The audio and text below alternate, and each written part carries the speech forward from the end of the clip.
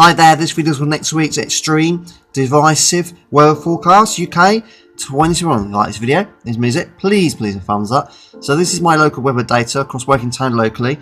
Blue colour is rainfall, red colour is the temperature. I would call them morning temperatures. You can see October this year, it's been very wet, above average, and it's been warmer than last year's October. This year's October 2021 has been warmer than last year's October, and it's actually been drier. Last year's October was colder, and it was a lot wetter.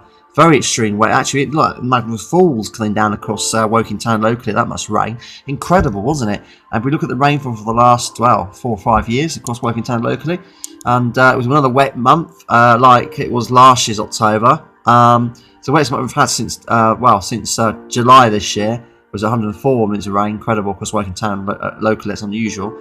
And it was a little bit hot in July. But yeah, you can see it's quite wet October. It's not the last time I had dry October was 2017. Officially, very dry month. Not extremely dry, but dry, not a drought month. That's the yellow colour. So it's absolutely fascinating because Woking town locally. That's the local weather data because Woking town locally. This is the upper global sea temperature look at today, guys. Place of interest today off the west coast of South America. Epitopic reason. North Pacific Ocean upper global sea temperature. The North Atlantic upper global sea temperature. West coast of Africa upper global sea temperature. And the Gulf of Mexico upper global sea temperature. So it's what's going on today, guys. Fascinating. Looks like we've got a very moderate weak La Nina borderline across the whole Epitopic Pacific region. And the North Pacific Ocean is getting cooler in the east and warmer in the west, and it's getting hotter across the North Atlantic Ocean at the moment. It's getting hotter across the coast of Africa, upper global temperature. Not much cooling down across the North Atlantic Ocean at the moment, so it's fascinating. And there might be one more hurricane across the Atlantic Ocean this year, one more hurricane this year, but you name it, guys, all to play for the upper global temperature. And this La Nina indicates a cold winter across northwestern Europe, which is looking very potentially possible towards the end of November across northwestern Europe at the moment. This is the 12 GFS model for the future, guys. Weather forecast. We're going from now. Talk about winds to the north. Very cold northerly winds. Got high pressure. Cold northerly winds. Quite showery across the northern parts of the UK. Then it dries up. High pressure, guys, as we go into the weekend. And there shouldn't be too much rain. That may be some light rain, but it should be mainly outside quite foggy, misty mornings, and maybe frost as well. Quite cold mornings. Then you get southwesterly wind. Quite mild air from the 12th of November across the UK, especially across Scotland. Quite starts to warm up. Then the wind starts to switch around to a northerly, or I think a southwesterly or northwesterly, and it gets a little bit cold there, a little bit milder. Then you get to the 18th of November, but it's not blocking over Greenland and over high pressure. You've got high pressure over Scandinavia, so look out for those high pressures, guys, towards the northeastern, northwestern parts of Europe. Well, northeastern, northwest of the UK. Looks like we're going to get some cold weather as towards the end of November.